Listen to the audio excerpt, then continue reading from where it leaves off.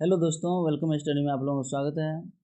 इस वीडियो में हम लोग इग्नू बीएड की एंट्रेंस एग्ज़ाम की प्रीवियस ईयर क्वेश्चन 2025 का section 3 educational and general awareness और section 4 teaching learning and the school, जिसमें 25 और 25 50 क्वेश्चन है। इस वीडियो में हम लोग 50 क्वेश्चन को कंप्लीट करने जा रहे हैं। चलिए आइए सेशन कंप्लीट करते हैं। फर्स्ट क्वेश्चन है, किसकी शिक्षाओं ने फ्रांसीसी क्रांति को प्रेरित किया? जिसका राइट आंसर है रूसो। नेक्स्ट क्वेश्चन है, ऋग्वेद में मंत्र या स्रोत कितने हैं? तो जिसका ऑप्शन है 1000, 2028, 1028 और 1038, 1038। इसका राइट आंसर है 1028, 1028। नेक्स्ट क्वेश्चन है, निम्नलिखित में से किस राष्ट्रवादी नेता को राजनीति में उग्र सुधारवादी रेडिकल लेकिन सामाजिक मुद्दों पर रूढ़िवादी कंजर्वेटिव के रूप में वर्णित किया गया है? इसका राइट आंसर है बीजी तिलक, बाल गंगाधर तिलक। नेक्स्ट क्वेश्चन है, एलोरा गुफाओं का निर्माण किनके द्वारा किया गया था? एलोरा गुफा, इसका राइट आंसर है आपको राष्ट्रकूटों के द्वारा। एलोरा गुफा जो महाराष्ट्र के औरंगाबाद जिले में स्थित है। यह 6वीं से 10वीं शताब्दी के बीच में इसका निर्माण हुआ था। नेक्स्ट क्वेश्चन है, ब्रिटिश भारत में स्थानीय स्वशासन आरंभ करने के लिए पंचायती राज का अग्रदूत किसे जाना जाता था? इसका राइट आंसर है लॉर्ड रिपन। लॉर्ड रिपन जो है उनको स्थानीय स्वशासन का जनक माना जाता था। नेक्स्ट क्वेश्चन है, भारतीय मानक समय 82.5 डिग्री पूर्वी देशांतर का स्थानीय समय जो डैश से होकर गुजरता है। इसका राइट आंसर है प्रयागराज। यह उत्तर प्रदेश में पड़ता है। प्रयागराज जो 82.5 डिग्री पूर्वी देशांतर से स्थानीय समय से होकर गुजरता है। नेक्स्ट क्वेश्चन है, किस देश को दुनिया का चीनी का कटोरा कहा जाता है? इसका राइट आंसर है क्यूबा। क्यूबा को दुनिया का चीनी का कटोरा कहा जाता है। नेक्स्ट क्वेश्चन है, निम्नलिखित में से कौन सी नदी सिंधु की सहायक नदी नहीं है? इस क्वेश्चन को डिस्कस करने से पहले हम लोग जान लेते हैं जो सिंधु नदी का सहायक नदी कौन कौन सी है। तो सिंधु नदी की सहायक नदी हम लोग पहले डिस्कस करते हैं। झेलम, उसके बाद चेनाब, चेनाब के बाद रावी, रावी, व्यास और सतलज। ये 5 नदी हैं, झेलम, चेनाब, रावी, व्यास और सतलज। ये 5 नदी जो है सिंधु नदी का मुख्य सहायक नदी कहा जाता है, जिसे पंचनद के नाम से भी हम लोग जानते हैं। अब यहाँ क्वेश्चन है जो कौन सी नदी सिंधु की सहायक नदी नहीं है? सतलज, सतलज क्या है? सहायक नदी है। झेलम, झेलम क्या है? सहायक नदी है। चिनाब क्या है? सहायक नदी है। तो कौन सी इसकी राइट आंसर है? भागीरथी। भागीरथी क्या है? सिंधु की सहायक नदी नहीं है। यह भागीरथी नदी जो है, अलकनंदा और भागीरथी ये दोनों नदी मिलकर देवप्रयाग में गंगा नदी का निर्माण करता है, इसलिए यह गंगा का मुख्य सहायक नदी है। यह क्वेश्चन इम्पोर्टेंट है और बहुत इजी क्वेश्चन है। पृथ्वी पर किसके कारण वायुमंडलीय दाब पड़ता है? तो पृथ्वी पर गुरुत्वाकर्षण के कारण वायुमंडलीय दाब पड़ता है। नेक्स्ट क्वेश्चन है, भारत में टाइगर स्टेट किसे कहा जाता है? टाइगर स्टेट मध्य प्रदेश को कहा जाता है, क्योंकि मध्य प्रदेश में बहुत सारे वन्य जीव अभयारण्य हैं जो स्पेशली टाइगर के लिए बनाया गया है, इसलिए टाइगर को क्या कहा जाता है? मध्य प्रदेश को क्या कहा जाता है? टाइगर स्टेट कहा जाता है। नेक्स्ट क्वेश्चन है, आमने सामने फेस टू फेस और प्रौद्योगिकी मध्यस्थ टेक्नोलॉजी मीडिएटेड अनुदेशन के संयोजन को जाना जाता है। मिश्रित अधिगम, ब्लेंडेड लर्निंग। हम लोग सबसे पहले जानते हैं आमने सामने फेस टू फेस। आमने सामने फेस टू फेस हो गया, क्लासरूम टीचिंग जो होती है फेस टू फेस होती है। और प्रौद्योगिकी मध्यस्थ जो टेक्नोलॉजी के द्वारा होता है, कंप्यूटर पर बैठकर होता है लर्निंग, उसको कहा जाता है टेक्नोलॉजी मीडिएटेड। तो ये दोनों का संयोजन होता है, ये दोनों का संयोजन क्या हो गया, मिश्रित हो गया, मिश्रित अधिगम हो गया। नेक्स्ट क्वेश्चन है, राष्ट्रीय शिक्षा नीति 2020 किन शिक्षा शास्त्रों पेडागोजी की संस्तुति देती है? परीक्षा केंद्रित, शिक्षक केंद्रित, शिक्षार्थी केंद्रित और विषय केंद्रित। सबसे पहले इसमें से हम जितने भी निगेटिव आंसर है उसको हटाएंगे, जो पॉजिटिव आंसर है उसको हम देखेंगे। राष्ट्रीय शिक्षा नीति 2020, जब ये शिक्षा शास्त्र है तो शिक्षा शास्त्र में NEP 2020 हो या NPE 1986 हो, सभी क्या परीक्षा केंद्रित तो कभी हो ही नहीं सकता है। एग्जाम के अकॉर्डिंग स्टूडेंट को तैयार किया ही नहीं जा सकता है। शिक्षक केंद्रित टीचर के अकॉर्डिंग भी टीचर को बच्चे को तैयार नहीं किया जा सकता है। विषय केंद्रित कौन सब्जेक्ट के अकॉर्डिंग भी नहीं किया जा सकता है। तो इसका राइट आंसर है शिक्षार्थी केंद्रित, स्टूडेंट के अकॉर्डिंग ही सिलेबस, पाठ्यचर्या और करिकुलम को तैयार किया जाता है। नेक्स्ट क्वेश्चन है, सकल राजस्व और सकल व्यय में अंतर को कहा जाता है। सकल राजस्व और सकल व्यय में अंतर किसे कहते हैं? उसे राजकोषीय घाटा, फिस्कल डेफिसिट। नेक्स्ट क्वेश्चन है, भारत किसके कारण एक संघीय राज्य फेडरल स्टेट है? संघीय राज्य किसके कारण है? केंद्र और राज्य के बीच जो शक्ति का बंटवारा होती है, तो शक्ति का बंटवारा केंद्र और राज्य के बीच आपस में बंटवारा किया जाता है, जिसके वजह से भारत को एक संघीय राज्य कहा जाता है। नेक्स्ट क्वेश्चन है, किस अनुच्छेद के अंतर्गत संविधान द्वारा धन विधेयक को परिभाषित किया गया है? धन विधेयक को अनुच्छेद 110 के अंतर्गत परिभाषित किया जाता है। जो कौन सा विधेयक धन विधेयक है अथवा नहीं? नेक्स्ट क्वेश्चन है, भारतीय संविधान के किस अनुच्छेद में शिक्षा के अधिकार अधिनियम 2009 को शामिल किया गया? इसका राइट आंसर है अनुच्छेद 21A। नेक्स्ट क्वेश्चन है, RTE अधिनियम की कौन सी धारा सेक्शन शिक्षकों के कर्तव्यों के बारे में चर्चा करती है? तो शिक्षकों के कर्तव्यों के बारे में जो चर्चा करती है वो धारा 24 है। इसमें टीचर की कौन सी ड्यूटी होती है उसके बारे में चर्चा की जाती है। नेक्स्ट क्वेश्चन है, राष्ट्रीय शिक्षा नीति 2020 NEP 2020 का मौलिक सिद्धांत क्या है? इसका राइट आंसर है भारतीय ज्ञान पद्धति प्रणाली IKS और शिक्षा का बहुविषयी मल्टीडिसिप्लिनरी उपागम। इसका राइट आंसर है दोनों, 1 और 2। क्वेश्चन नंबर 49 है, निम्नलिखित में से भारत की किस शैक्षिक नीति अधिनियम में शिक्षण और निगरानी मॉनिटरिंग के लिए भारतीय सांकेतिक भाषा इंडियन साइन लैंग्वेज शामिल है? इसका राइट आंसर है RPWD अधिनियम 2016। RPWD का फुल फॉर्म होता है rights of person with disability. Next question है, एक प्रमुख MOOC मूक मंच प्लेटफॉर्म के रूप में किस वर्ष भारत में SWAYAM स्वयं का प्रारंभ किया गया? इसका राइट आंसर है 2017। आपको एग्जाम में कभी कभी MOOC की फुल फॉर्म आती है। MOOC की फुल फॉर्म क्या है? MOOC, massive open online courses. उसके बाद एक आती है स्वयं, SWAYAM।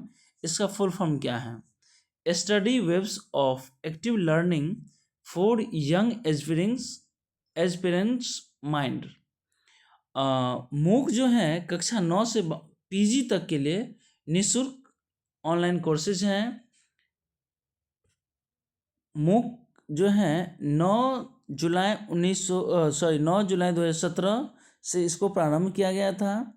नेक्स्ट क्वेश्चन है, DIET डाइट की स्थापना किसकी संस्कृतियों का परिणाम थी?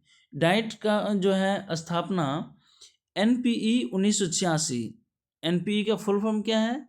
नेशनल पॉलिसी ऑन एजुकेशन 1986 के अंतर्गत डाइट की स्थापना हुई थी। नेक्स्ट क्वेश्चन है, आकार के रूप में सौरमंडल में पृथ्वी का क्या क्रम है?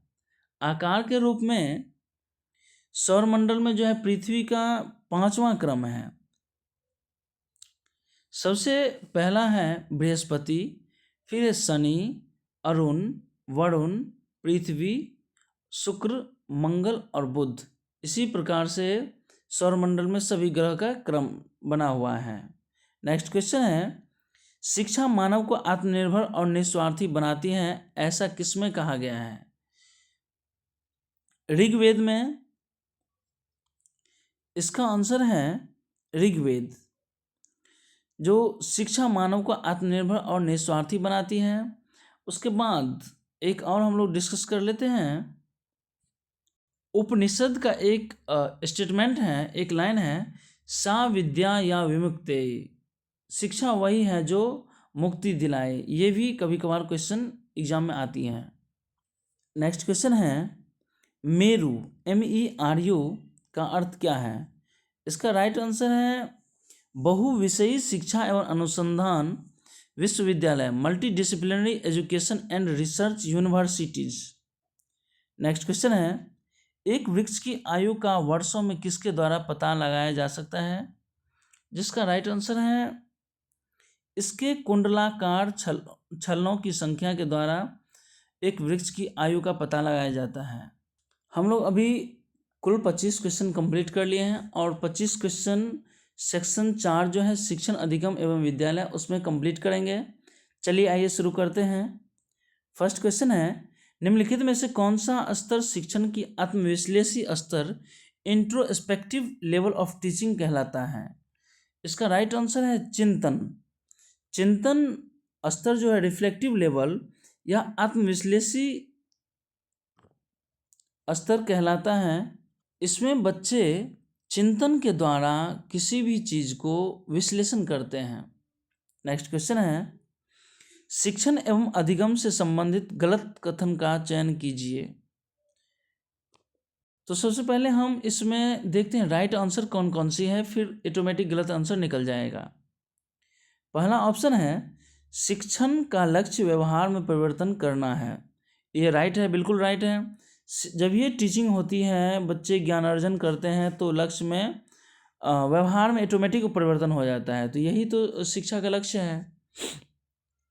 नेक्स्ट है, शिक्षण एवं अधिगम अंतः संबंधित है। टीचिंग और लर्निंग एक दूसरे के क्या है, अंतः संबंधित होती ही है। फिर है थर्ड ऑप्शन, शिक्षण एवं अधिगम विद्यार्थियों को उनके ज्ञान की रचना के लिए आदान प्रदान और स्वीकार करने का विषय होना चाहिए।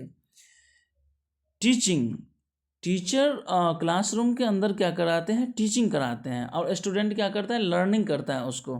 तो यह क्या है, ज्ञान की रचना का आदान प्रदान किया जाता है जिसमें, तो ये ऑप्शन भी बिल्कुल सही है। तो इसका राइट आंसर क्या होगा? 4, शिक्षण एवं प्रशिक्षण में कोई अंतर नहीं है। ऐसा हो ही नहीं सकता है, शिक्षण और प्रशिक्षण में अंतर होती है।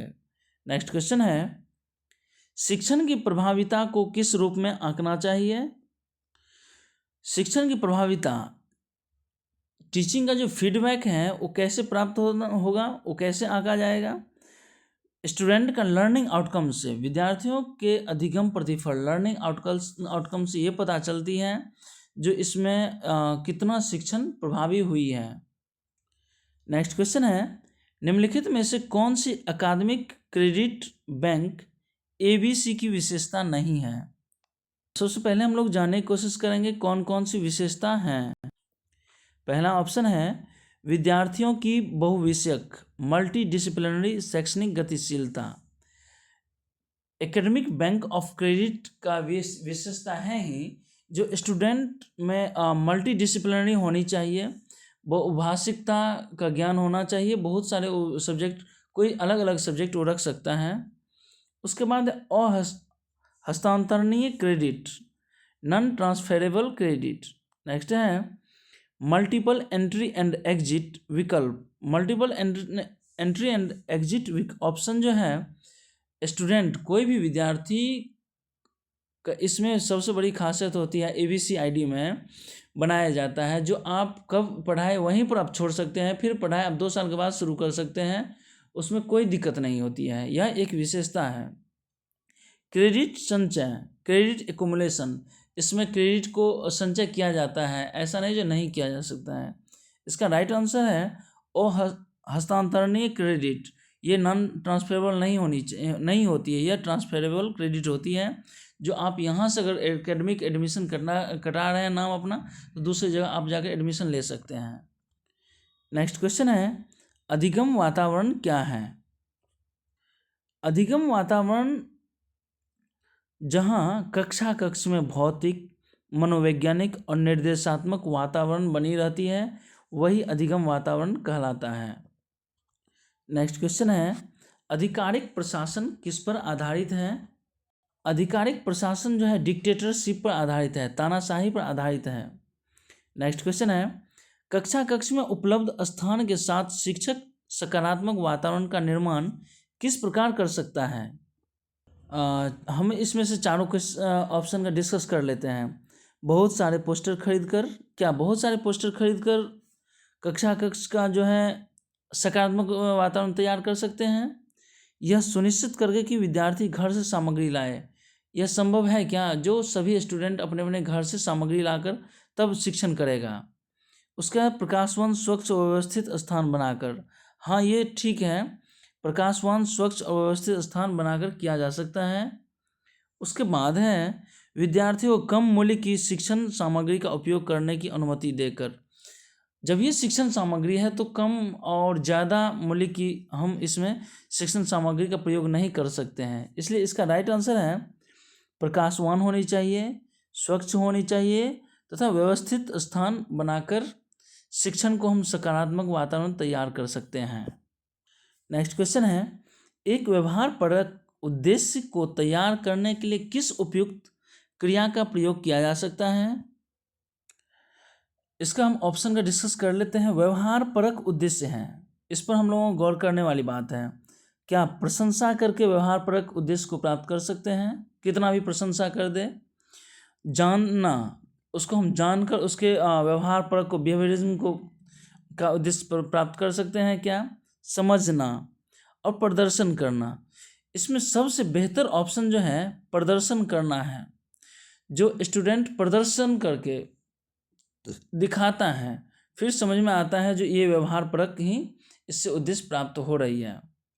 किस प्रकार के प्रश्न में अंकन की बढ़ती वस्तुनिष्ठता होती है? अंकन की बढ़ती वस्तुनिष्ठता मतलब ट्रस्ट कैसे होगा? एग्जामिनर जब एग्जाम लेने के लिए जाएगा, निबंधात्मक दे देगा, निबंधात्मक मान लीजिए गाय पर लेख लिखने के लिए दे दिया 5 लाइन, उसमें से हर एक लाइन को चेकिंग किया जाएगा और एग्जामिनर अपने अकॉर्डिंग मार्क्स देगा। लघु अनुच्छेद, उसमें भी वही सेम रूल अपनाया जाएगा। अति लघु उत्तर वाले प्रश्न, इसमें भी सेम वही रूल अपनाया जाएगा। लेकिन बहुविकल्पीय प्रकार वाले प्रश्न, इसमें क्या है, जो अगर सही है तो सही आंसर है, पूरा 100% मार्क्स मिलेगा, अगर गलत है तो पूरा का पूरा वो गलत हो जाएगा। इसलिए वस्तुनिष्ठता जो होती है हमेशा बहुविकल्पीय वाले प्रश्न पर ही की जाती है। नेक्स्ट क्वेश्चन है, किस प्रकार के प्रश्नों में दो वस्तुओं के मध्य संबंध की पहचान करना संभव है? जब ये दो वस्तुओं के मध्य संबंध क और ख, इसके बीच में संबंध कैसे होगा? तो मैचिंग करके। तो इसका सीधे राइट आंसर है मिलान करने वाली जो प्रश्न होती है दो वस्तुओं के बीच मध्य संबंध स्थापित करती है। नेक्स्ट क्वेश्चन है, किस रजिस्टर में सरकारी अनुदान और व्यय को अभिलेखित रिकॉर्ड किया जाता है? ये इसका राइट आंसर है रोकर बही। कैश रजिस्टर जो होता है उसमें सरकारी अनुदान का जो जितना भी व्यय होता है सभी को का रिकॉर्ड किया जाता है। निर्णयन प्रक्रिया प्रोसेस ऑफ मेकिंग जजमेंट है, ये कौन सी है? मूल्यांकन। मूल्यांकन के द्वारा हम जजमेंट कर सकते हैं जो यह कितना अच्छा है, कितना सीखा है, क्या इसका किस लेवल का यह स्टूडेंट तैयार हुआ है, इसमें हम मूल्यांकन के द्वारा ही इसके उद्देश्य को प्राप्त कर सकते हैं। नेक्स्ट क्वेश्चन है, कक्षा 10 का एक विद्यार्थी अपने नियमित कक्षा समय के अलावा फिटनेस कार्यक्रम में उपस्थित होता है, यह किसका उदाहरण है? सबसे पहले हम लोग इस चारों ऑप्शन पर डिस्कस कर लेते हैं। औपचारिक शिक्षा कौन सी शिक्षा होती है? औपचारिक शिक्षा वो शिक्षा कहलाती है जो कक्ष के अंदर दी जाती है।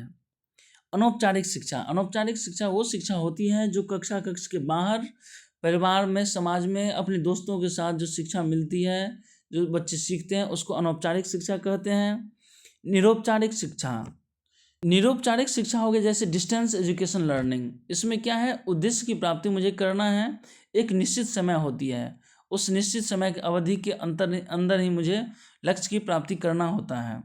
और व्यावसायिक शिक्षा, व्यावसायिक शिक्षा जो हम लेन देन प्रक्रिया के अंतर्गत जो सीखते हैं वो व्यावसायिक शिक्षा कहलाता है। इसका राइट आंसर है निरौपचारिक शिक्षा। निरौपचारिक शिक्षा क्या होता है, यह एक नियमित कक्षा समय के अलावा फिटनेस कार्यक्रम में उपस्थित होता है। इसका नियमित है, रेगुलर है, इसका एक लक्ष्य निर्धारित है, इसलिए यह निरौपचारिक शिक्षा होगा। नेक्स्ट क्वेश्चन है, निम्नलिखित में से कौन सी अधिगम प्रतिफल की विशेषता नहीं है? अधिगम प्रतिफल की विशेषता कौन सी नहीं है? अधिगम प्रतिफल सामान्य होना चाहिए, यह विशेषता नहीं है, क्योंकि अधिगम प्रतिफल हमेशा विशिष्ट ही होना चाहिए, यथार्थवादी होनी चाहिए। और अधिगम प्रतिफल जो है ना, सो अधिगम प्रक्रिया पर फोकस होना चाहिए, जबकि यह सामान्य नहीं होनी चाहिए। नेक्स्ट क्वेश्चन है, निम्नलिखित में से कौन सा भावात्मक क्षेत्र अफेक्टिव डोमेन से संबंधित नहीं है? इसका राइट आंसर है अभिव्यक्ति, आर्टिकुलेशन। आर्टिकुलेशन क्या है, भावात्मक क्षेत्र अफेक्टिव डोमेन से संबंधित नहीं है। नेक्स्ट क्वेश्चन है, NEP 2020 द्वारा प्रस्तावित राष्ट्रीय आकलन केंद्र नेशनल असेसमेंट सेंटर का क्या नाम है? इसका राइट आंसर है परख, PARAKH। इसका फुल फॉर्म अक्सर एग्जाम में आती है, जिसका फुल फॉर्म हम अभी बताने जा रहे हैं। Performance assessment review and analysis of knowledge for holistic development. ये आप लोग लिख लीजिए अपनी कॉपी में, चूँकि ये एग्जाम में हमेशा आती रहती है। NEP 2020 के अनुसार विद्यालय शिक्षा में शामिल आयु वर्ग क्या है? NEP 2020 के अनुसार आयु वर्ग जो है 3 से 18 वर्ष होती है, जबकि NPE 1986 के अंतर्गत 6 से 18 वर्ष शामिल किया जाता था, लेकिन अब आंगनवाड़ी को भी इंक्लूड कर लिया गया है, इसलिए प्रिपरेटरी स्टेज जो होता है 3 वर्ष से ही शुरू होती है। नेक्स्ट क्वेश्चन है, शिक्षार्थी केंद्रित उपागम वह है जहाँ शिक्षार्थी सभी अधिगम का केंद्र है। शिक्षार्थी क्या है, सभी अधिगम का केंद्र है। अभिकथन 1 है, इसका तर्क है, माध्यमिक विद्यालय मिडिल स्कूल के विद्यार्थी सर्वोत्तम तब सीखते हैं जब उनसे विषय, वाक्य, उदाहरण, टेक्स्ट को ज्यों का त्यों प्रतिलिपि तैयार करने को के लिए कहा जाता है। देखिए, माध्यमिक विद्यालय का स्टूडेंट वही सीखता है क्या जो उसको ज्यों का त्यों प्रतिलिपि करने के लिए तैयार किया, रिप्रोड्यूस करने के लिए कहा जाता है। क्या यह सही है क्या? और शिक्षार्थी केंद्रित उपागम, शिक्षार्थी केंद्रित क्या है, जहाँ शिक्षा को ही अधिगम का केंद्र बनाया जाता है। ये तो बिल्कुल राइट है, लेकिन ये राइट नहीं है, क्योंकि ज्यों का त्यों नहीं होता है। इसलिए कथन ए सत्य है, परंतु आर असत्य है। नेक्स्ट क्वेश्चन है, SEDG का मतलब क्या है? इसका मतलब है, सबसे पहले हम लोग इसका इंग्लिश में फुल फॉर्म जान लेते हैं। Psycho economically disadvantage groups. इसका हिंदी में अर्थ हुआ सामाजिक आर्थिक रूप से वंचित समूह। सामाजिक आर्थिक रूप से वंचित समूह जो होता है, ये ऑप्शन 2 SEDGS का मतलब होती है। नेक्स्ट है, शिक्षण के किस स्तर में शिक्षार्थी संकल्पनाओं के सकारात्मक और नकारात्मक प्रतिमानों के विभेद करने का अवसर प्राप्त करता है? इसका राइट आंसर है बोध स्तर। बोध स्तर के द्वारा शिक्षार्थी की संकल्पना में सकारात्मक और नकारात्मक प्रतिमान के द्वारा ही विभेद करने का अवसर प्राप्त होती है। नेक्स्ट क्वेश्चन है, अवधारणा निर्माण किस पर निर्भर करता है? तो इसका राइट आंसर है अधिगम। अधिगम पर ही क्या होती है, तो अवधारणा निर्माण निर्भर करता है। नेक्स्ट है, संकल्पनात्मक मूल्यांकन का उपकरण क्या है? संकलनात्मक मूल्यांकन मतलब हुआ सम्मेटिव असेसमेंट। सम्मेटिव असेसमेंट किसे कहते हैं? सबसे पहले हम लोग ये जानने की कोशिश करते हैं। जो टर्म एंड एग्ज़ाम होती है, जो साल के अंत में या 6 महीना के अंत में जो एग्ज़ाम होती है, जो लास्ट में लिया जाता है, उसको ही संकलनात्मक सम्मेटिव असेसमेंट कहते हैं। तो इसका राइट आंसर है सत्रांत परीक्षा।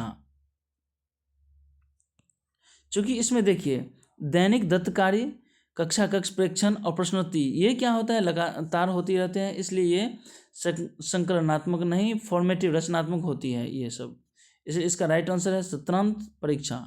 नेक्स्ट क्वेश्चन है, अभिवृत्तियाँ, मूल्य और रुचियाँ किसके द्वारा प्रतिबिंबित होती हैं? ये इसका राइट आंसर है भावात्मक क्षेत्र, एफेक्टिव डोमेन। एफेक्टिव डोमेन के द्वारा ही अभिवृत्तियाँ, मूल्य और रुचियाँ प्रतिबिंबित होती हैं। नेक्स्ट क्वेश्चन है, रचनात्मक मूल्यांकन है। रचनात्मक मूल्यांकन क्या है? रचनात्मक मूल्यांकन का मतलब होता है फॉर्मेटिव असेसमेंट। यह सतत होने वाली प्रक्रिया है। यह क्या होता है, जो हम पढ़ा रहे हैं लर्निंग के द्वारा ही जो एग्ज़ाम लिया जाता है, असेसमेंट किया जाता है, आकलन किया जाता है, वही रचनात्मक आकलन फॉर्मेटिव असेसमेंट हुआ है, जिसका राइट आंसर है ए, ये 4। और इस सेशन की लास्ट क्वेश्चन है, रचनावाद अधिगम अशक्तताओं लर्निंग डिजेबिलिटी वाले विद्यार्थियों की किस प्रकार सहायता करता है? इसका राइट आंसर है, राइट आंसर 3rd है, एक कमज़ोर क्षेत्र में उन्हें ज्ञान निर्माण हेतु सहायता करने के लिए विद्यार्थी बहुविषय वस्तुओं से अवधारणाओं को संयुक्त कर सकते हैं। इसी तरह आप लोग हमारे साथ बने रहिए, जिससे जितने भी इग्नू का वीडियो आप लोगों को अपलोड किया जाएगा वो सबसे पहले आप तक पहुंच पाएँ।